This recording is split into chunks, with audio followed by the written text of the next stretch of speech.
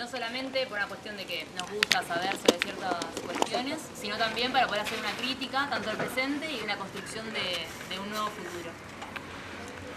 Bueno, como dijo Samu, el autor se llama Walter Benjamin, nació a fines del siglo XIX, se suicidó en 1940, era alemán y judío, así que bueno, la tenía complicada en ese momento, se suicidó huyendo del nazismo. Y el texto se llama Tesis sobre la filosofía de la historia, que son 21 tesis, que son párrafos muy cortos. El tema es que la verdad que los escribe de una manera metafórica, él invita como a pensar en el momento de que se los lee, por eso no van a ver mi interpretación, obviamente, sino la de Michael Lowy, que es un brasileño, vive actualmente, marxista. Se llama Aviso de Incendio y lo que hace es tomar tesis por tesis y, bueno, como desarrollarlas. Está como académicamente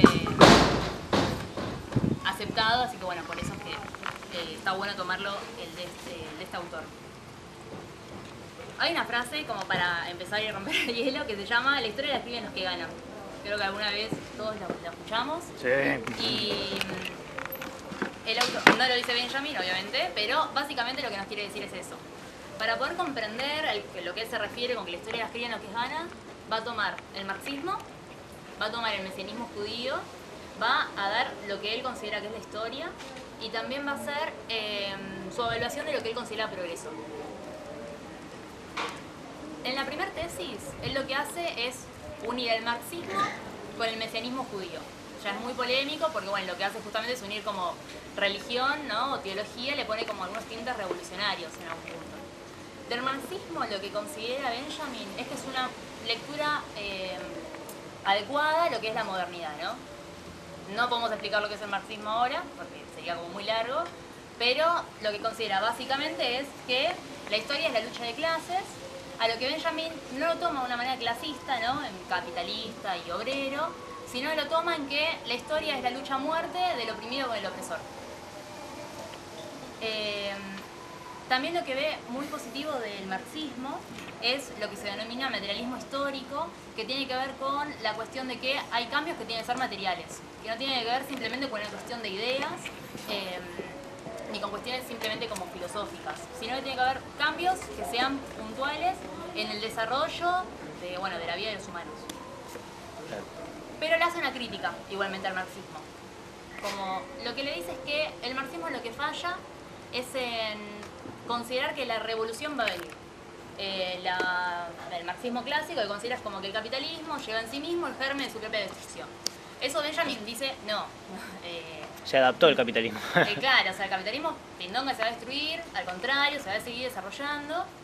Por eso es que se lo denomina como un pesimismo revolucionario, porque él dice, las cosas van a ir cada vez peor, pero bueno, él nos da una herramienta para actuar igualmente. Y esta evaluación que él hace del marxismo lo suma con el mesianismo judío. Obviamente lo primero que tenemos que hacer es descartar una cuestión religiosa en todo esto, menos de una ortodoxia judía y bueno, nada que ver obviamente con lo que es las instituciones, pero lo que va a tomar es, por un lado, la figura del Mesías, que es muy importante para este autor, ya que el Mesías, el que más conocemos es Cristo, es alguien que llega en un momento a redimir el sufrimiento de los que son los oprimidos del momento. Y también lo que era la historia de los oprimidos de ese momento, ¿no? Por ejemplo, los oprimidos de todo lo que es el dolor de un pueblo, ¿no? A redimir todo eso. Pero también lo que hace es tomarlo como una cuestión teológica. Teología no solamente como una fuerza en que el obrero, dice el oprimido tiene que tener también una fuerza en cuanto a moral, ética, una fe, ¿no? Sino también el hecho de que, y va a ser importante para comprender su concepción del tiempo, dice que la teología lo que nos permite es vivir en un presente en base a algo que pasó en el pasado. Y también es algo que va a volver a pasar, porque teóricamente el Mesías va a volver a venir a salvarnos a todos. Entonces esto lo que hace es romper un poco la linealidad del tiempo que nosotros solemos tener del transcurso de la historia. Eso me abre a lo que es la tesis 2, que les voy a leer solamente el final, para que vean aparte a qué me refiero con tesis y bueno, para que podamos explicar un poco lo que se refiere con redimir. Benjamin nos dice, existe un acuerdo tácito entre las generaciones pasadas y la nuestra. Nos han aguardado en la tierra. Se nos concedió, como a cada generación precedente, una débil fuerza mesiánica sobre la cual el pasado hace valer una pretensión. Es justo no ignorar esa pretensión. Cualquiera que profese el materialismo histórico sabe algo de ella. Es clave cuando habla de una débil fuerza mesiánica. Por un lado está esta cuestión de que nos dice de que el pasado, el presente y el futuro se tocan constantemente, que es una cuestión de voluntad en realidad, de que el pasado y el presente se toquen. Y con débil fuerza mesiánica, y acá es cuando nos ponemos un poquito más revolucionarios, lo que nos dice es que el Mesías, como esta figura del que redime en un momento el sufrimiento de los oprimidos, es algo de lo que uno tiene que retomar. Y eso él le dice que son como astillas mesiánicas que van sucediendo a lo largo de la historia, a los que uno tiene que retomar para poder redimirlo en el momento en el que se esté tomando y así poder generar una nueva visión de lo que sería ese presente. Esto obviamente va acorde en lo que él considera que es la historia. La historia para Benjamin es la historia de los poderosos, la historia que nosotros nos cuenta, lo que uno podría decir como la historia oficial, no lo dice así, pero como la historia oficial, la de los manuales, es la historia de los que ganaron. Lo que dice es que hay toda una historia en la que se cuentan los grandes triunfos, ¿no? De que se van haciendo una unión entre diferentes hechos de una manera completamente lineal, a la que para Benjamin lo que hace es demostrar que la historia de la civilización, ¿no? Pero lo que nos dice literalmente es que en realidad todo lo que es la civilización y la cultura que eso conlleva, en realidad es todo un documento de la barbarie. Porque la única forma en que la civilización se pudo haber desarrollado es a base de que siempre hubo oprimidos, esa base de la construcción de los oprimidos, esa base de siempre estar oprimiendo y que no sea contada esa otra historia.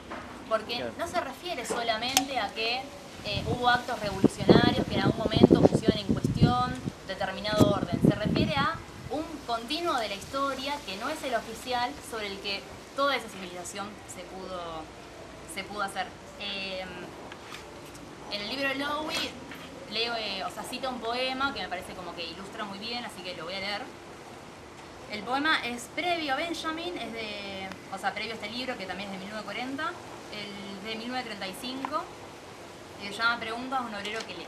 Lo voy a leer todo porque es muy bueno. Un obrero que lee. Dice, es de Bertolt Brecht. ¿Quién construyó Tebas, la de las 7 puertas? En los libros aparecen los nombres de los reyes. ¿Arrastraron los reyes los bloques de piedra? Y Babilonia, destruida tantas veces. ¿Quién voló siempre a construirla? ¿En qué casas de la dorada Lima vivían los constructores?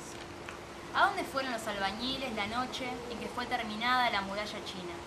La gran Roma está llena de arcos de trufo. ¿Quién los erigió? ¿Sobre quiénes triunfaron los césares?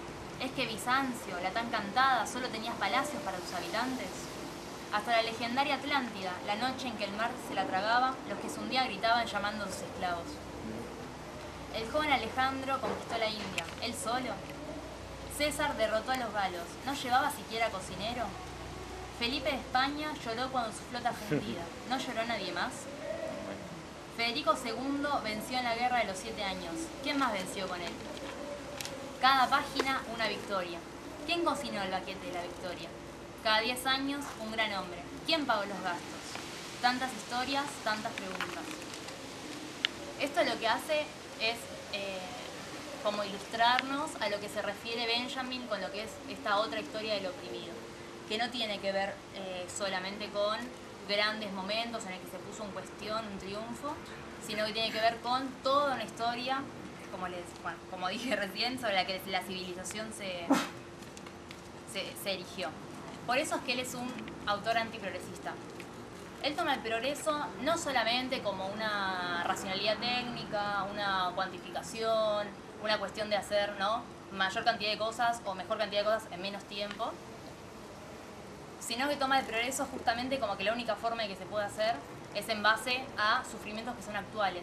Y lo que tiene la concepción de progreso es siempre, ¿no?, ir para el mañana.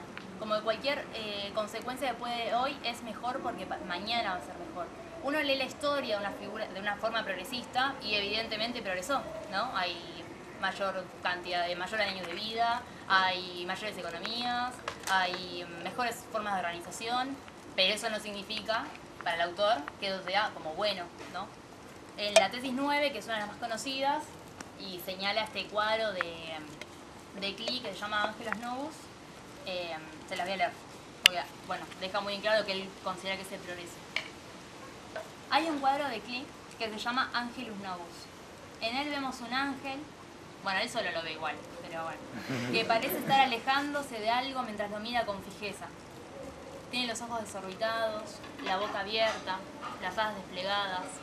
Ese es el aspecto que debe mostrar necesariamente el ángel de la historia. Su rostro está vuelto hacia el pasado, donde se nos presenta una cadena de acontecimientos. Él no ve una sola y única catástrofe, que no deja de amontonar ruinas sobre ruinas y las arroja a sus pies. Querría demorarse, despertar a los muertos y reparar lo destruido. Pero desde el paraíso sopla una tempestad que se ha aferrado a sus alas, tan fuerte que ya no puede cerrarlas. La tempestad lo empuja irresistiblemente hacia el futuro, al cual dar la espalda, mientras que frente a él las ruinas se acumulan hasta el cielo. Esa tempestad es la que llamamos progreso.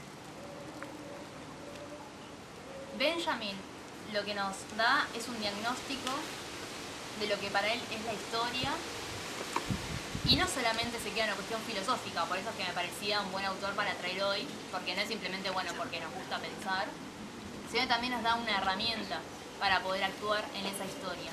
Justamente al tomar la imagen del Mesías, lo que nos quiere decir Benjamin, lo que nos invita, es de que el Mesías puede ser cualquiera de nosotros. En la historia religiosa es como que el Mesías va a venir a salvarnos del anticristo. Es lo que dice que el anticristo es la clase dominante. Y nosotros somos los que tenemos que tener el poder para poder vencer al anticristo. Solo la humanidad salvada puede asumir íntegramente el pasado. Porque no se trata simplemente, él dice como que la historia hay que cepillarla a contrapelo. No se trata simplemente de hacer un trabajo historiográfico, de hacer toda una otra historia en la que también se tenga en cuenta los hechos sucesivos de los oprimidos, sino también de que tiene que tener una injerencia política, que es una injerencia, que tiene que ser actual y que tiene que ver con poder comprender de otra manera la historia. Él dice, esto es fundamental porque, por ejemplo, él está escribiendo en 1940, en el medio de la Segunda Guerra Mundial. Si uno ve el nazismo en una visión progresista, el nazismo es simplemente como un error, ¿no? Es algo que, bueno, sucedió. En cambio, si uno lo ve en una visión antiprogresista, el nazismo no es más que un punto álgido de lo que sería el progresismo. ¿Por qué? Porque se aniquiló a un montón de personas de una manera organizada, en una menor cantidad de tiempo, igual que las bombas atómicas. Entonces es importante que tengamos otra concepción de lo que tiene que suceder en la historia. Entonces él lo que nos invita es que la historia no está cerrada, la historia es abierta, no hay una revolución que va a venir. Al contrario, si uno lo ve como desde una manera antiprogresista, en realidad estamos cada vez peor y va cada vez todo peor. Entonces nos invita a que nosotros seamos el Mesías y actuemos de una manera revolucionaria en nuestro día a día. Fin.